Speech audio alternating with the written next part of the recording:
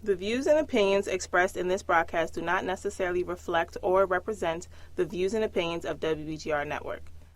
My brothers keep a show, I gotta let them know. Tuesday, 7 p.m., gotta let them know. 3 M's, mint and model, gotta multiply.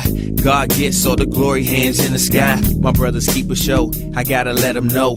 Tuesday, 7 p.m., gotta let them know. 3 M's, mint and model, gotta multiply. God gets all the glory, hands in the sky. My brothers keep a show. Introduce the host. My brothers keep a show. Introduce the host, Pastor Dr. Michael Green.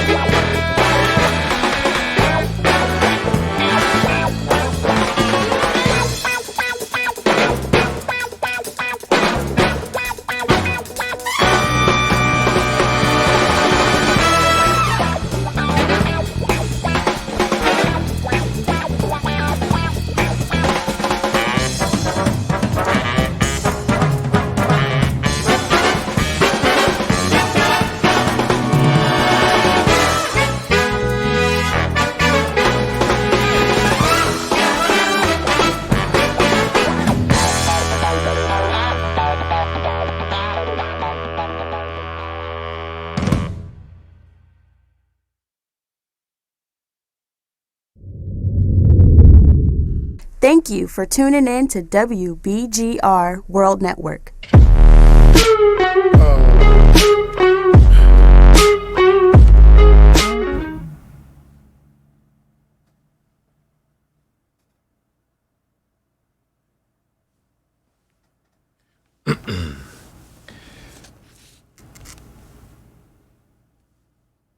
I guess that would be us now, huh? Yep.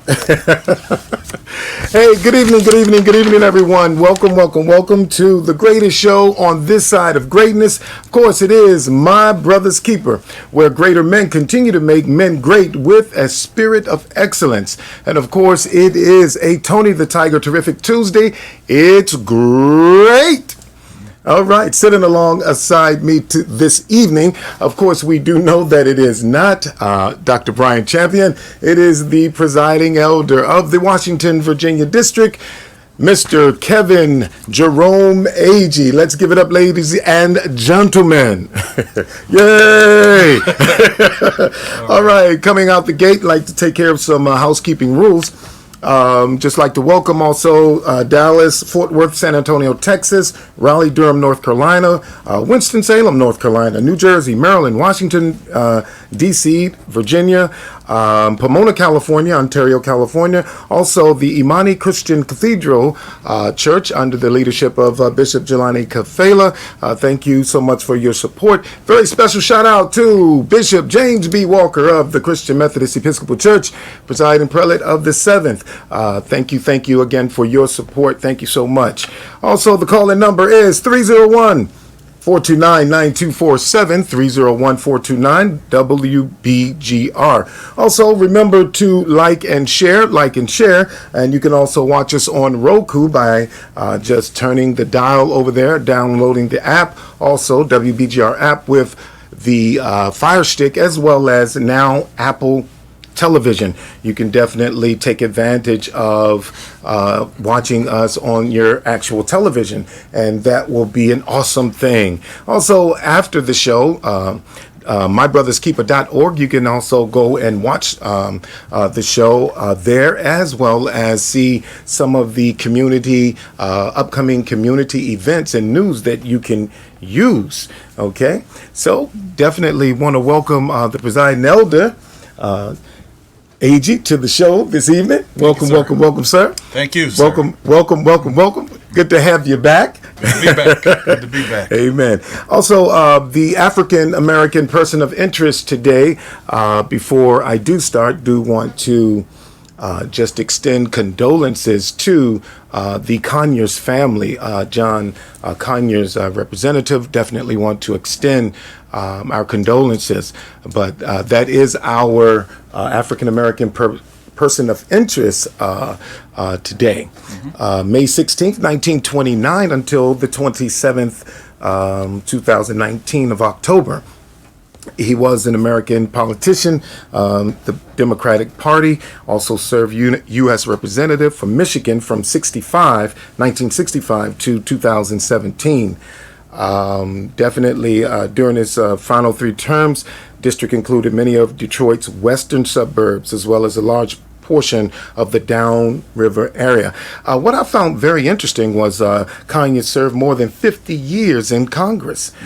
He was the 6th longest serving member of Congress in U.S. history, but he was the longest serving African American member in Congress, and definitely great work. And his tenure goes back to Lyndon B. Johnson. Yes, sir.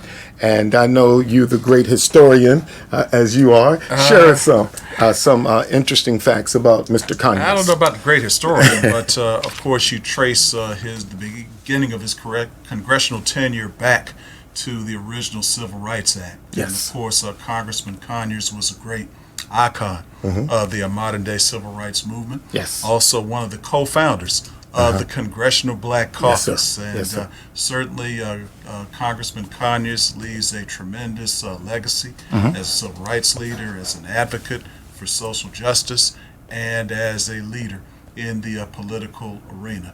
He leaves a great legacy, and his legacy will truly be missed, Yes. but hopefully it will live on Yes. in like-minded leaders in the political arena. God bless the memory of Congressman John Conyers. Yes, absolutely. And it's amazing. Again, we continue to pray for Congressman, the Honorable Congressman Cummings as well. Absolutely. And it seems as though those trees, those oak trees, got to kind of capture the essence of a lot of that leadership and the leadership practices, the integrity. So definitely appreciate it. Yes, indeed. Okay. Another giant. Another giant. And of course, one of our churches on our district is in his district. Yes. That's right, Mount Pisgah Yes. Church in Baltimore. Absolutely. Is a church on our district that's in Congressman Cummings. Cummings' congressional district. And certainly we are so grateful for the great legacy that he left, and so many things touch me about the services, celebrating his life, just hearing his daughter's testimony. I didn't have an opportunity to just sit around and watch everything, but just seeing and hearing excerpts of his daughters talking about the influence that he had upon them, and just listening to his wife present power. Many folks think that in her leadership role as the leader of the party in the state of Maryland, a lot of folk are expecting her to possibly run for his seat and even take up the mantle, even be able to win it rather easily should she choose to do that in the special election. So again, we lost 2 great giants as far as civil rights, human rights, and also in the political arena. So again, we thank God for the great legacy of Congressman Elijah Cummings, and a great man of faith, as many of our great leaders are. I'm reminded that the connection between the work in the political arena and the work in the community of faith was so closely related. I remember some of the writings of the great sociologists C. Eric Lincoln and Lawrence H. Mamiya, who wrote a book entitled The Black Church in the African American Experience. And there were many scholars who referred to the Black Church as the NAACP on its knees. So, so what a tremendous, rich legacy. And we're grateful, and we're the better for having been blessed by the legacy of the both of them. Yeah, I thought that even when we talk about the services for the Honorable Cummings, Elijah Cummings, it was very powerful in that when his daughters were speaking. Yes, sir. One of the stories was told that her father cultivated and affirmed her beauty. Absolutely. That when she went to school and the kids were teasing her, saying that she was ugly, and she said that she went into her pocketbook at 5 years old with the rocks and a little business card and said, my father said that I was beautiful, and you can call him, see. And I thought that was so powerful. Yes. And even as we talk about my brother's keeper, is the importance of father's affirmation in a daughter's life. Absolutely. It's so powerful. And that's something we take for granted. I mean, so often we discussed the fact that only men can teach boys how to be men. Yes. And there's an element of truth to that, and that's nothing disparaging about the many women who have, raised fine young men by herself. I mean, quiet as it's kept. I mean, I was a guest on the Blended Family segment, so I mean, my wife basically almost raised two young men by herself. Yes. I mean, our sons were 12 and 22 years old when we got married, going on 23 years ago. So, I mean, my wife is one of those women who was a tremendous single mother. But what we often don't realize is that, a daughter, a young girl, a woman, a young woman also needs positive male influences in her life as well. And there are many instances where there are things that young ladies go through that they may not have had to go through had there been a positive male influence, be it father, older brother, uncle, godfather, whomever. So let us not let us not trivialize or minimize the importance of the presence of a positive male image in the life of a female, as well as in the life of a young male. Absolutely. Definitely. We could go on and on with this one here, but it was just a very powerful, the services. But to get to your point about that whole piece of raising, and then when the mother steps in, I think it was the brother Kunjufu. Chwanza Kunjufu. Yeah, absolutely. And I was reading an excerpt out of his book, and how he stated that mothers, they raise their daughters, but they love their sons, and the importance of even disconnecting them from the apron string, and very powerful. But it's again, that's a whole show in itself. Oh yeah, Chwanza could be a whole show by itself.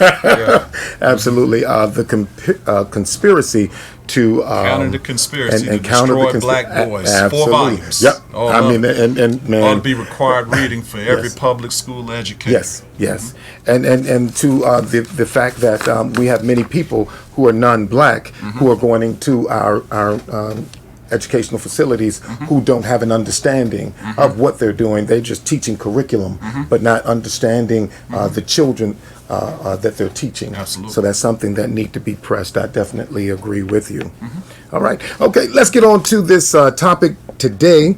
As you know, past week, number 45 put out a tweet referencing lynching. And I like to just quote the tweet, and then we can go off from there. Before we do that, I'd like to thank Sister Adrian Spees for watching, Pastor Valerie Everett, Pastor Daryl Burton, thank you for watching, Sister Norma Tyler, Sister Wanda Briscoe, and Sister Danielle Gray, thank you for watching. Pastor Shanita Clayton, thank you for Thompson, thank you for watching. Also Pastor Vanessa Hughes, thank you for watching. We got a lot of pastors on the line tonight. Okay, so the quote was, so someday, if a Democrat becomes president and the Republicans win the House, even by a tiny margin, they can impeach the president without due process or fairness or any legal rights. All Republicans must remember what they are witnessing here, a lynching, but we will win. Wow. Yeah. Wow is an understatement. Wow is the tip of the iceberg. At its very least, that is. politely. Before you jump in, Elder, let me do this, and I want to play a clip. And then I want you to come right back, and then after watching the clip, then you could jump right in. Okay. Okay? All right. The Civil War may have freed an estimated 4 million slaves, but that wasn't nearly the end of acts of racial violence committed against African Americans. This can truly be called acts of domestic terrorism. Domestic terrorism against black people, including thousands murdered in public lynchings. And lynching does not always mean hanging from a tree. Okay. We don't have the clip. All right. Okay. So let's just jump right in while our producer work on that clip, and we're going to go right in, Elder. No, I'll start in a different place. I mean, okay. And that was one thing I noticed reading over some materials in preparation, just broadening my definition of the word lynching to include other acts of violence other than being hung from a rope, though that particular act is atrocious enough by himself. Yes, sir.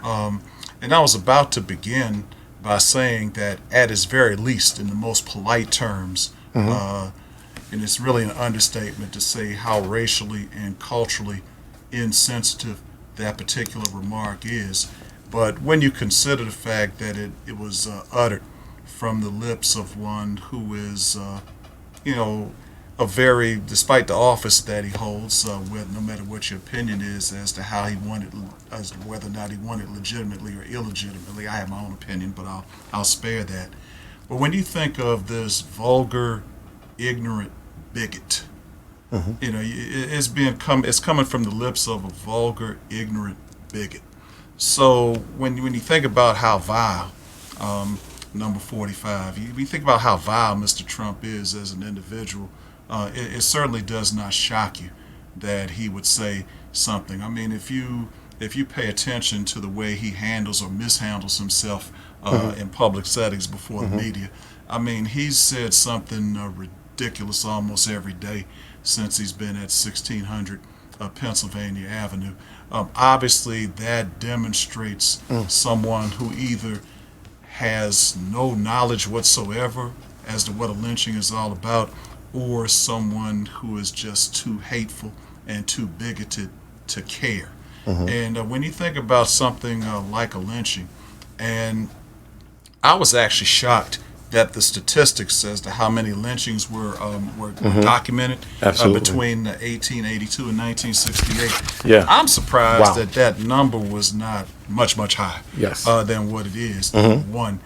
Secondly, even though the overwhelming majority of those lynchings took place in the southern states, especially the deep southern states, those states that would have been the slave states during the time of slavery, and the segregated states during the time of Jim Crow. If you study those statistics, there were a number of lynchings that took place in northern states. And I was reminded of a comment from Dr. Martin Luther King Jr. Even when you think about the clip from the I Have a Dream speech at the March on Washington in 1963, when he talked about the lips of Mississippians dripping with nullification.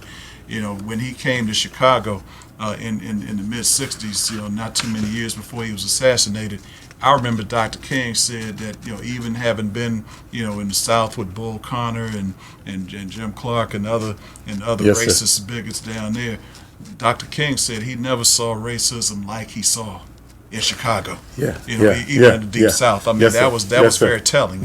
From the man who wrote a letter from Birmingham jail, for him to say that he never saw racism like he saw in Chicago. So just looking at the span of this hatred, and when you think about what lynching is, lynching was not your ordinary form of capital punishment. And of course, we're both in a faith tradition where our social creed opposes capital punishment anyway, but lynching was just not a form of capital punishment. And when you look at lynching, people were lynched who did not do anything wrong. That's the thing we have to understand about lynching. Folk were lynched for things like, for example, if you're a black man and you look at a white woman the wrong way, Yes, you sir. can get lynched. Yes, sir. You know, if you're a black person, male or female, even though the recorded cases are far more males than females, if you're a black person in the wrong side at the wrong time, at the wrong time, yes, sir, you could be lynched. Yes, sir.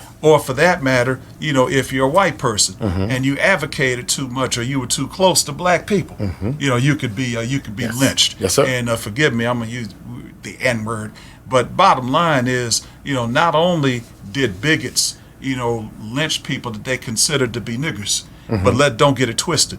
You know, bigots also lynched white people that they considered to be nigger lovers as well. Yes, so sir. let's not get it twisted. Yes, sir. Yes, sir. So you're talking about a legacy of some of the most bitter hatred.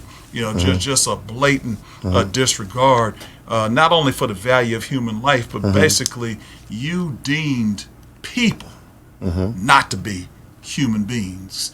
And you know, and you have to understand, I mean, the number 45 is probably not only the most unqualified person ever to sit in that office, whether he got it legitimately or illegitimately, but not only is he the least qualified individual for that, but also, you know, you got to consider the fact that you know, I mean, he doesn't know anything about the Constitution that he took a vow to uphold. And you know, I mean, he basically won on a platform of bigotry. You know, don't get it twisted. Yes, Make America absolutely. Great Again was a code We word. understand. Absolutely. That's a catchphrase. It's a code. Absolutely. That's code for make America white male dominated again. Make America hate filled again. You know, make America bigoted again. You know, bring back Jim Crow. Resurrect the power of the KKK and the Aryan Nation and whoever else spewed hatred and bigotry. So you're basically playing up to, you know, people's inner bigotry and inner hatred. And lynching is one of the most is one of the greatest expressions of that legacy. Now, you think about you think about him, you know, coming on the heels of 2 terms of President Obama. Yes. Now you want to talk about a president having to endure lynching, and I mean in the broadest definition. Yes, sir. How many sitting presidents Yes. have actually had individuals suggest that they ought to be shot or that they ought to be lynched, yet nobody's brought up on terrorism charges? Yeah, absolutely. You know, how many times have you heard about strange substances in the mail on a path to Capitol Hill, the White House, and nobody's arrested for domestic terrorism? None at all. And beyond that, you know, you have people actually in the name of religion. You know, you actually have somebody praying one of the songs, basically praying for him to get killed. Yes. Yet that's acceptable. Yeah. And even beyond the physical violence that goes along with the lynching, you know, if no president has ever endured the type of blatant disrespect for the office of the president that President Obama did during his tenure of office over the course of 8 years. Now, we all know that there are many and I love politicians. I've had very close friends who are politicians. My wife even worked for a politician when we were in Jersey City, so I don't have anything against politicians, but we all know that there are politicians who stretch the truth. Well, we all know that there are politicians who lie. Absolutely. What other sitting president do you know of who was speaking where a United States senator interrupted him in mid-sentence during one of his speeches to say, "You lie"? South Carolina. Now, whether he was lying, Joe Wilson, South Carolina. Absolutely. So whether he was lying or not, that is a blatant form of disrespect. Yet people in this administration have the audacity, have the unmitigated gall to exhibit so much hypocrisy. Come on, Doc. As to talk about civility. Come on, Doc. I mean, how much incivility has any president had to endure the way President Obama did, just because he had the audacity to be an intelligent, articulate black man?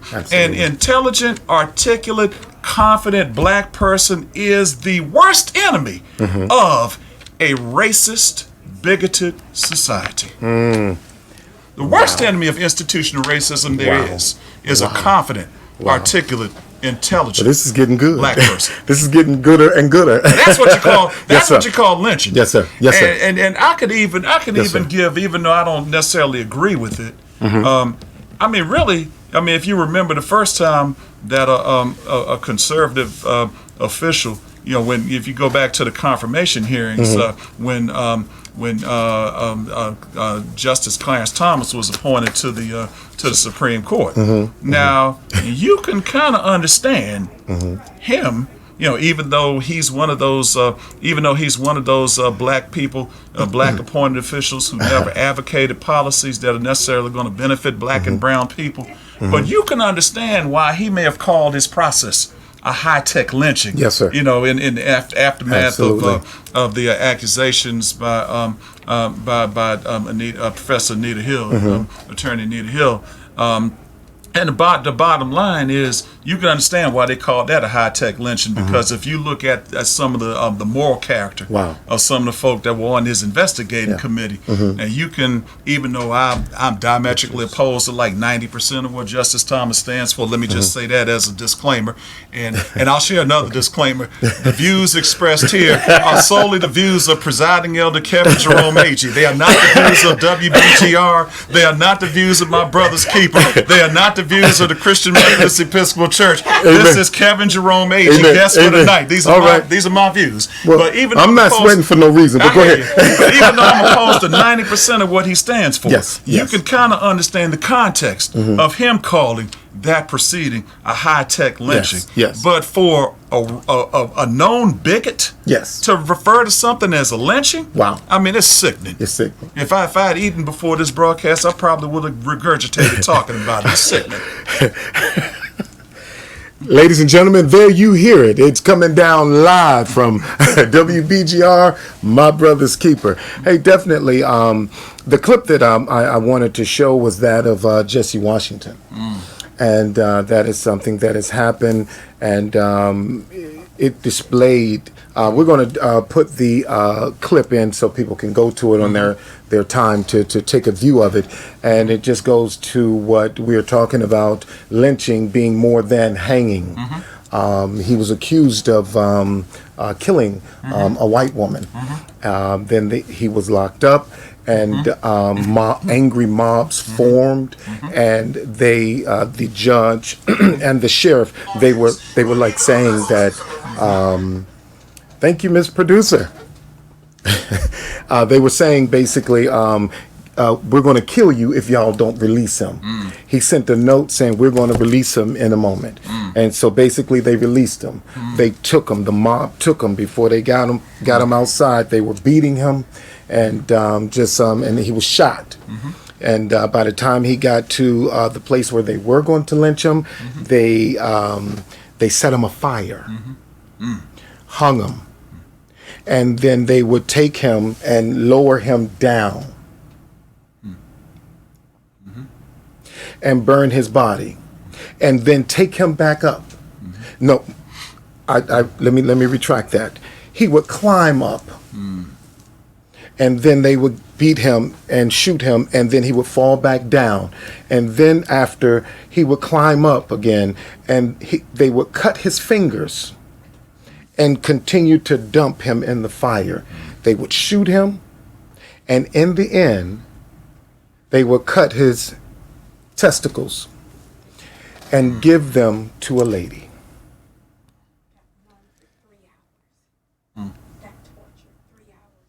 That was heinous to say the least. That's right. Even as I am describing it, I cannot even imagine. As he was pulling himself up, the people were so angry that they cut his fingers so he could not climb back up the rope because he was on fire. And then they would dump him down back in the fire for over 3 hours of torture, of abuse, lynching. This is what number 45 said we are doing to him. He has no clue.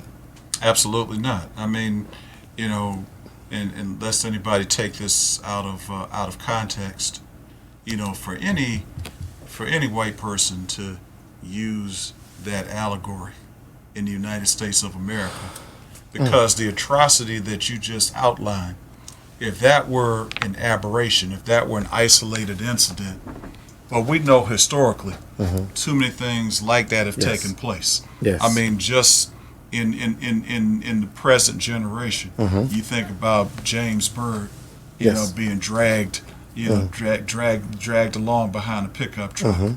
You think about, back in the days of the Civil Rights Movement, you think about what was done to Emmett Till. Not only that, but you think about how Cheney, Goodman, and Schwerner just, disappeared. You think about all of the atrocities that were committed.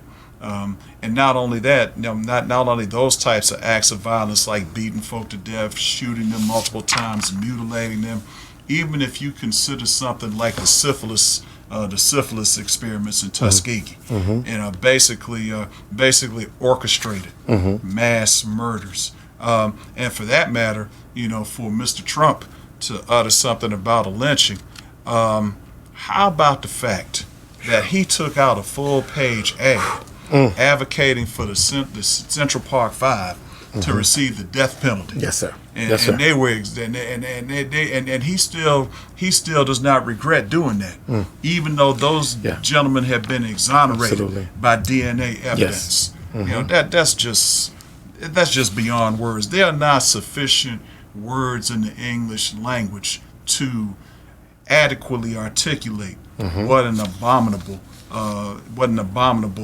act that was, and for Lindsey Graham and other folk to actually condone and co-sign, such ignorance and such hatred and such bigotry is just so ridiculous. It's unfathomable. Yes, it is. Yes, it is.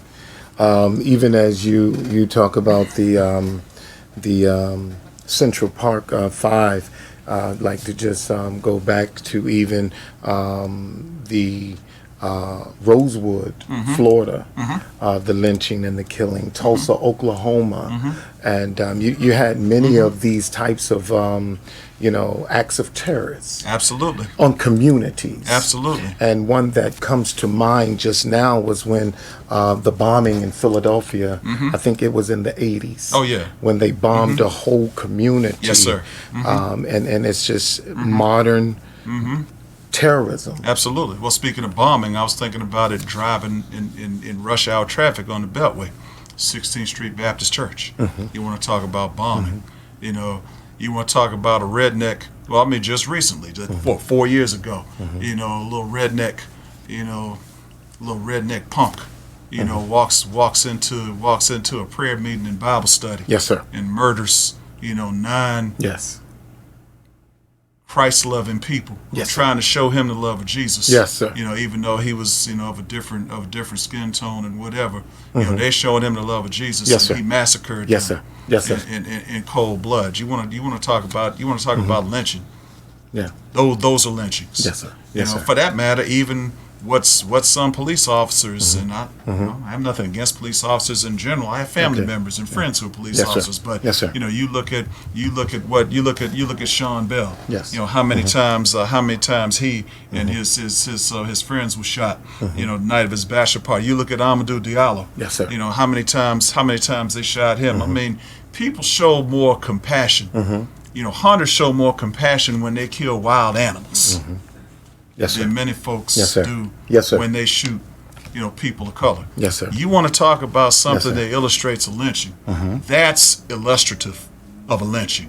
Those are illustrative and indicative of lynchings. Those are embodiments of lynchings. So, as you are talking about fast forwarding the clock or time, so modern day lynchings. Oscar Grant in Oakland, California, on a subway station. Yes, sir. Mike Brown in St. Louis, Ferguson, St. Louis. Yes, sir. So we talk about Eric Garner. Yes, sir. In New York City. We talk about Philando Castile, Minnesota. Yes, sir. Driving in the car. And as we Sandra Bland in the car. So now in Texas. So now as we come to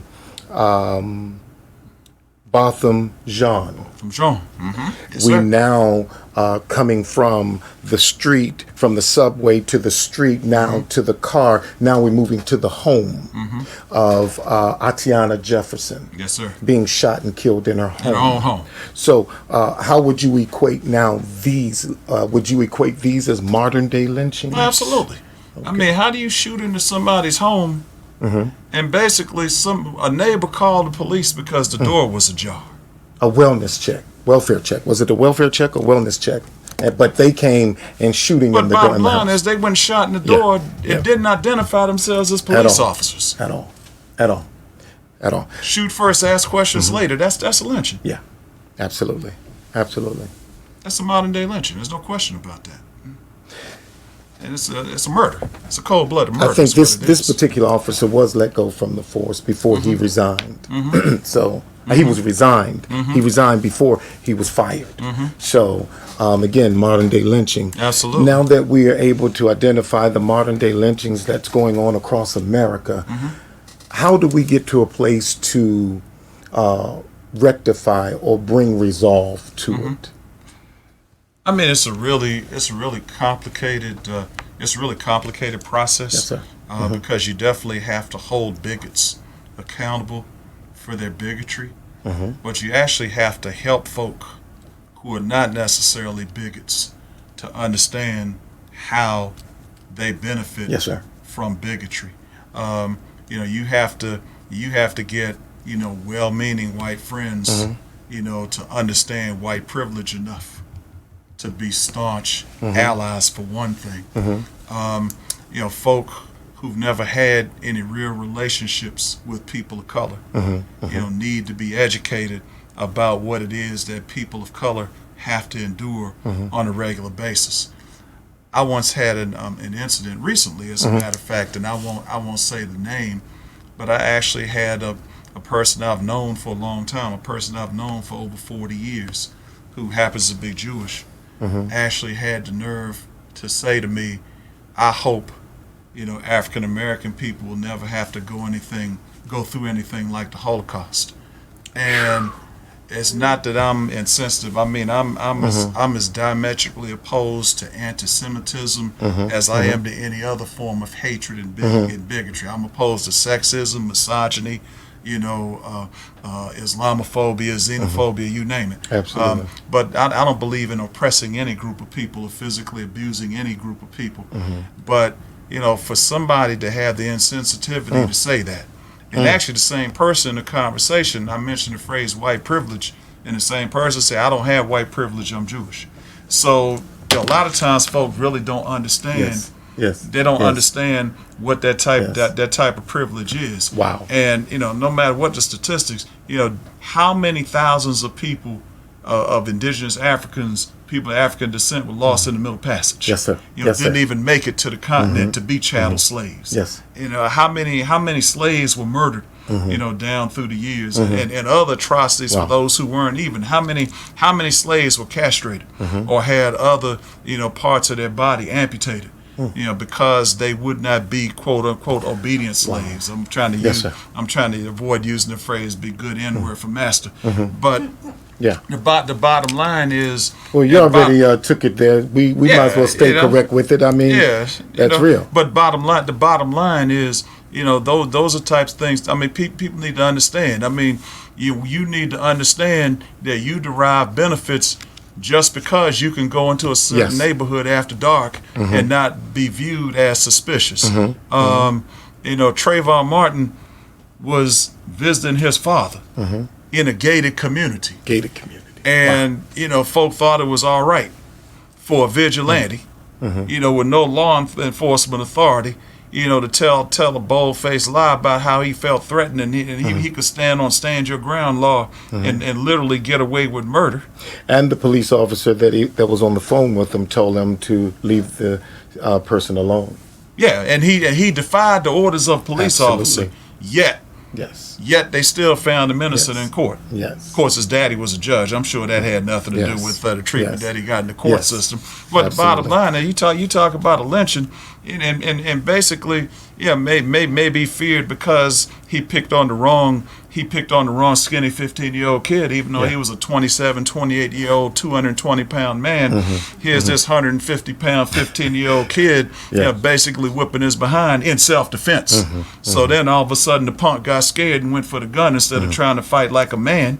You man enough to start a fight. You ought to be man enough to take your beating like a man too. But we going back to our day now. Back in our day, you threw up the hands. You didn't go for a weapon right away. But now you want to talk about a lynching. That's a lynching. That's a lynching. Yes, sir. Ladies and gentlemen out there in Facebook, what do you think, or what are your thoughts on the modern day lynching practices and white supremacy that is going on even today? And we're coming from a place of bringing solutions of how we can counter this, and that we are able to and reverse a lot of the atrocities that continue to go on today. So shoot us some of your thoughts and statements, concerns, or even your questions. And let's, if it doesn't happen here, where is it going to happen? If we don't talk about it now, where is it going to, where are we going to talk about it? No one is coming for us but us. And we can believe that. I'm not that I'm picking on anyone, but it's amazing to me that I could see what Vernon Jordan, Thurgood Marshall, who mentored Thurgood Marshall, and Thurgood Marshall mentoring other attorneys, and how they were able to come and bring about and aid the civil rights movement even. But it seems like a lot of attorneys now are getting theirs and they're jumping out. And leaving the community, leaving the struggle, not adding any kind of value, not only attorneys, but other, people who are really just, I got to get mine. And so where do we start? Do we go to a place of working legislation? Because I know that even the black church was once a powerful place to, ignite the movement. Oh, now you're getting on some ground now. I was actually, as you're talking about that, I was thinking about how some of us in the church, I mean, not you and I, but some folk in the church, some folk got a little bit more well-educated, got a little bit more comfortable financially, and forgot about it. The great theologian, Gabriel Wilmore, wrote a book dealing with he talked about in one of his books, Black Religion and Black Radicalism was the book, if I'm not mistaken.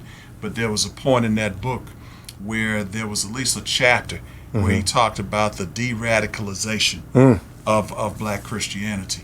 And you look at the history, of the black church in terms of the abolitionist movement.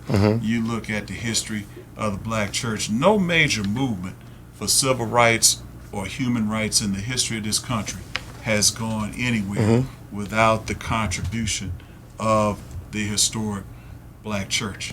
So, the bottom line is, we gotta, in the CME church, we have a theme, back to the basics. Social justice is actually a part of our back to the basics. A lot of folk get caught up into this prosperity gospel, which is so unsound theologically. If you study both the Old Testament Hebrew word for prosperity and the New Testament Greek word for prosperity, both of those words actually have to do with holistic health, your overall well-being. That's your social, your political, your socio-emotional, your mental, as well as your material well-being. So prosperity, when properly taught from a sound biblical theological perspective, deals with the whole person. Not just a bank account. Yes, sir. So you need to teach prosperity from a proper standpoint if you're going to teach it. But a couple of weeks ago, the epistle lectionary hearing was the early part of 2 Timothy chapter 4, verses 1 through 5. And I think it's around that third verse where it talks about the days coming when people will not want to endure sound doctrine, but they'll be seeking teachers to suit their itching ears. Hello, somebody. And we're definitely in that particular time now. So and you really need a broad coalition in order to address, human indignity. You need to teach children, from a very young age, unconditional love, for all human beings. Nobody is born a hate monger. Folk learn how to hate. So, from the earliest stages of early childhood development, you need to teach children how to love unconditionally. Yes, sir. And I was actually in a setting today, workshop deal with issues around lesbian, bisexual, gay, transgender, and queer folks, and not trying to get into any theological debate over your biblical interpretation of what's sinful or unsinful, natural or unnatural, etc. But the bottom line is, the common denominator is, we have to teach folk from an early age to view every human being as fully human. Yes. We have to teach folk from a very early age to view every human being as a creature created in the image of God, who is a creature of infinite worth. We need to teach folk from an early age how to view every human being as a creature of infinite worth. Because Absolutely. if I don't view you as Absolutely. a full human being, if I don't view you as a full human being, then that gives me free license. That gives me justification to oppress you and to treat you any way that I want to treat you. Yes, sir. So Yes, even sir. if you're the president of the United States or the first lady of the United States, I can depict you as a monkey or an ape and not have to fear any consequences. Yes, sir. That shouldn't be. Yes, sir. Bottom line is, no matter who you are, I need to view you as a full human being. And both of us being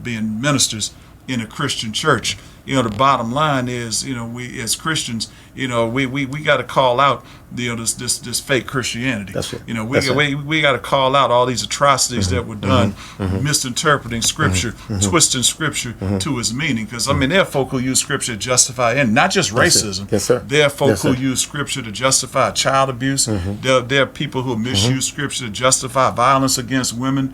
There are folk who use Scripture to justify spousal abuse, domestic partner abuse, or sexual assault. We got to call Absolutely. folk accountable for the way they misuse and twist the meaning of the Scripture. Absolutely We got to agree. live out Yes, sir. what Yes, sir. it is Yes, to sir. view every human being as the image of Jesus. Jesus said, "In as much as you have done it to one of the least of these, my brothers and sisters, you have done it to me." So we got to learn how to see Christ in every human being on the face of the earth. We got to learn how to see every human being as somebody that Jesus thought was worth dying for. Yes, sir. Yes, sir. And I guess that's the whole love piece. When we are able to embrace through that thing of love, and it's when you begin to get in a place of experiencing the love of God as a result of relationship with God, and that abiding place. If you abide in me and my word abide in you, now there's a love that comes out of that relationship. Absolutely. And you begin to see people as people, humanity, Right. and not as a label. Right. And And you're some able folk, I'm sorry, I didn't mean to cut you off, but some folk actually exacerbate and perpetuate bigotry because they don't have relationships with anybody who is different. Even in 2019, right around the corner from 2020, you still have folk who, if they grew up in a certain community, the only image they have from black folk might be of an old Tarzan movie. Oh, come on. You got folk, the only image they have of people of color is, what they might see a rap video or a commercial or something like that. So you have folk who have never had a relationship with anybody who is different from them. So relationships, a lot of folk have their opinions about dialogue, but real intense, serious, beneath the surface dialogue with somebody who is quote unquote other than you, who is different from you. That's real. And we, as the phrase today in the setting I was in earlier today, courageous conversations came up several times. People need to engage in courageous conversations and be intentional about building real beneath the surface relationships with people who are different from you, and embrace the differences. Yes, sir. You know, God created us different. Yes, sir. You know, God didn't create any group of people to be monolithic. No two individuals have the exact same DNA. For that matter, if you look at your hand, no two fingers on either one of your hands have the same fingerprints. Yes, isn't that right? Yes, I mean, when I unlock my phone, I use my right thumb to unlock my phone. I can't do it with my index finger. I can't do it with my ring finger. I can't do it with my left thumb. That's right. I got to use my right thumb if I'm going to unlock my phone without punching in my passcode. Yeah. So the bottom line is we got to learn how to embrace the fact that God made human beings differently in all shapes, sizes, skin tones, and that we are all created in the image. Even though none of us are perfect, we are all created in the divine image of a perfect God. Yes, sir. Yes, sir. That's amazing, because even when you talk about the difference, there's a uniqueness in our difference. That's right. But we struggle and we strive to become similar, and we join in other groups when we try to assimilate with them and become like them, instead of just celebrating the uniqueness of our difference. And I think we rob God out of our uniqueness, out of the unique way that He has created us. That's another C that I'll add to my 3 C's. My 3 C's are normally being able to communicate, to confront, in order to correct. Absolutely. But now I'll add a 4th C in there, to be courageous, to be able to communicate, to confront, and in order to correct. Thank you. That type of communication, the truth is, that type of communication, confrontation and correction are courageous. Yes. See, a lot of folk don't want to confront or correct. Yes. But and most Christians and many churches have used like the purpose-driven church and the purpose-driven life at some point or another. In Rick Warren's book, The Purpose-Driven Life, Rick Warren says that when you avoid confronting, when you avoid telling folk the truth in the interest of not, stirring up the pot or not upsetting the apple cart, Rick Warren would argue that you're not really showing love when you do that. But the Pauline epistle to the Ephesians talks about speaking the truth in love. Sometimes you got to speak the truth in love. Paul's second letter to Timothy talks about correcting opponents with gentleness. That doesn't mean you don't correct. It's just a way to correct. You got to confront. I mean, you got to correct folk. And we talk about this whole notion. You reminded me of something.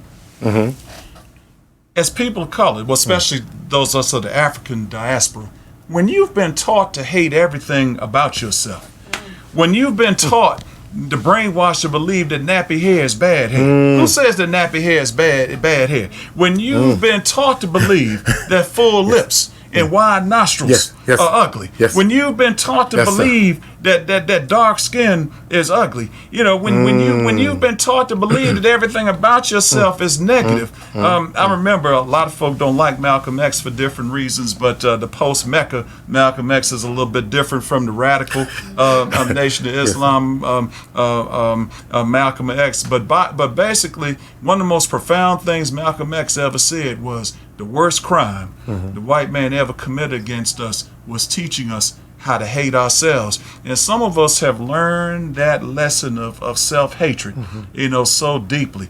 I'm a fan. I mean, some folk might think my soul's going to hell because I don't think that the King James version is like the only version of the Bible. I mean, I like modern translations, like the New Revised Standard Version. Most biblical scholars would say that the New Revised Standard Version is actually the most authentic translation from the original Old Testament Hebrew and New Testament Greek. But for example, the Song of Solomon, the Queen of Sheba, if you read that from the King James translation, the King James translation says, the Queen of Sheba says, I am black but comely.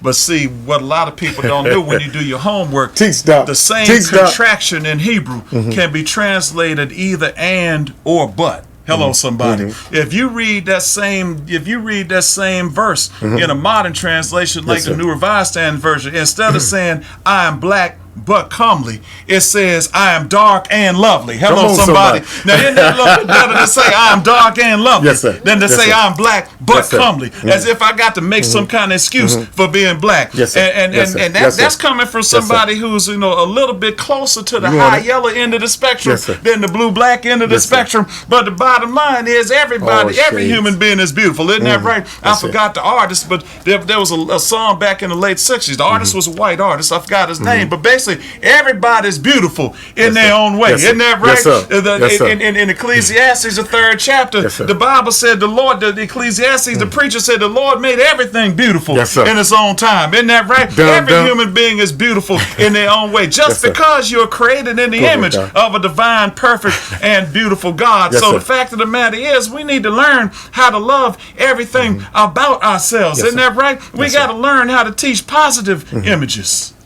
As you talk about the learning to love ourselves, there is Dr. Claude Anderson, former Marine, and his specialty was to deprogram the Marines that were captured in war, POWs. So when they were released, he was part of the team to deprogram them. I would go as far as say that many of us need to be deprogrammed. Absolutely. And I was trying to get more information on the deprogramming process, because this self-hate is serious in our community. Absolutely. It's serious in our homes. It's serious in our churches. It's serious in our communities. And when others come in, and I think a lot of times when we turn around and say, I forgive someone, and that person is white, but yet still I don't forgive my brother who sit at the table with me every evening. Come on now. So I think that we have to really get to a place where we have to become deprogrammed and understand who the real perpetrator of violence is on us, and it's not us.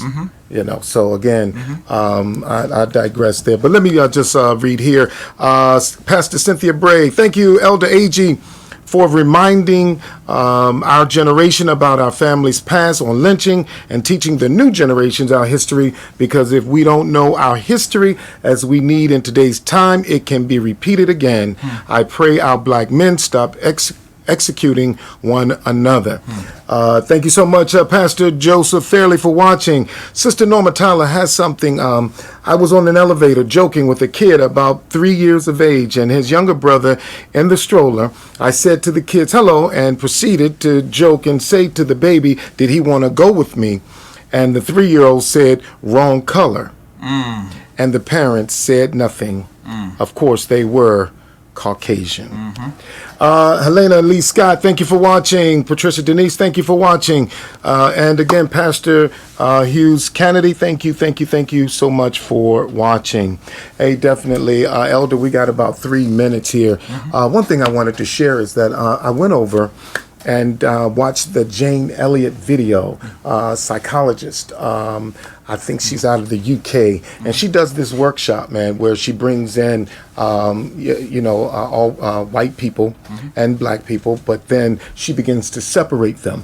She separates them from the dark eyes to the blue eyes. The blue eyes are set aside, and while the brown eyes are brought in and given privilege, and the blue eyes are kind of disregarded, disrespected. Basically, the experience that many black people, African American people experience. The walkaway was many of the blue-eyed who were white were very much hurt, and they really didn't appreciate the experience.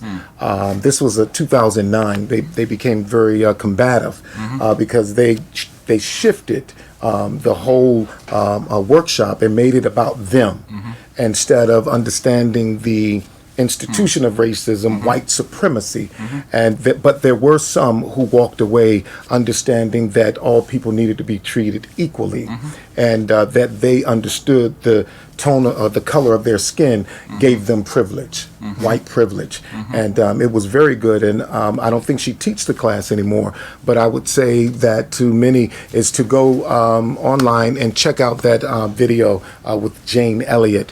And very good, powerful workshop, definitely. So within the couple of minutes, Elder, you got it.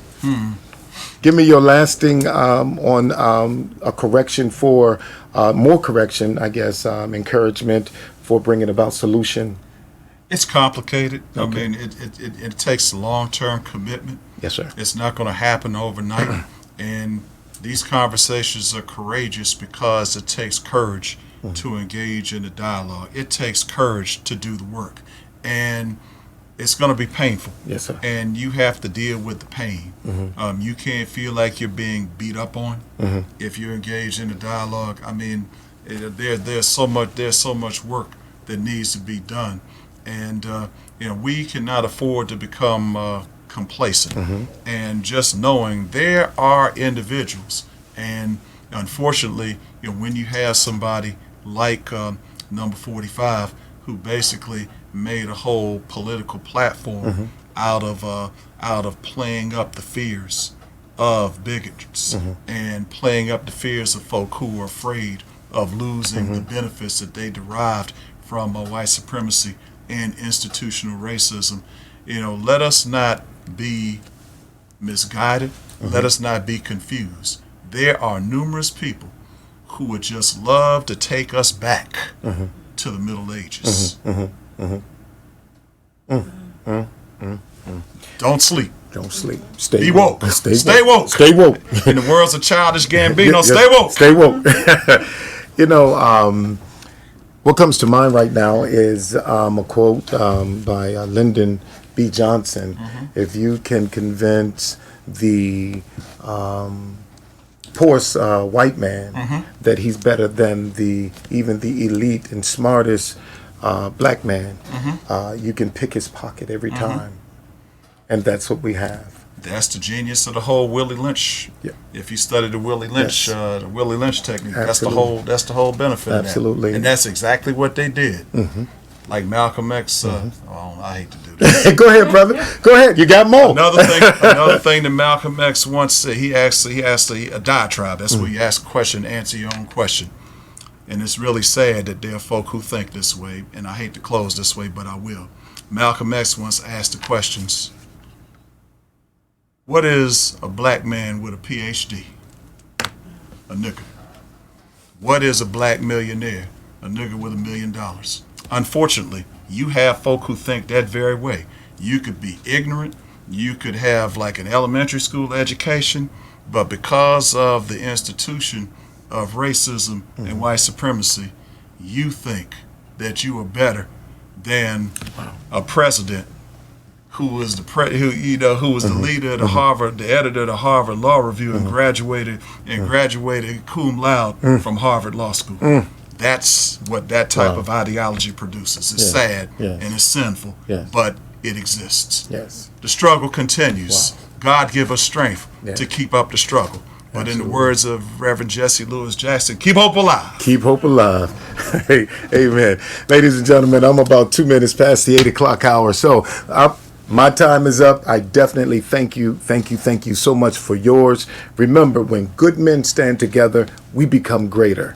I am my brother's keeper, and see you on the other side of greatness. God bless you. My brother's keep a show. I gotta let Not them know. enough time. Tuesday, Not 7 enough time. p.m. Gotta let Man, them you know. still overflow. 3 M's meant to model, gotta multiply. God gets all the glory, hands in the sky. My brother's keep a show. I gotta let them know. Tuesday.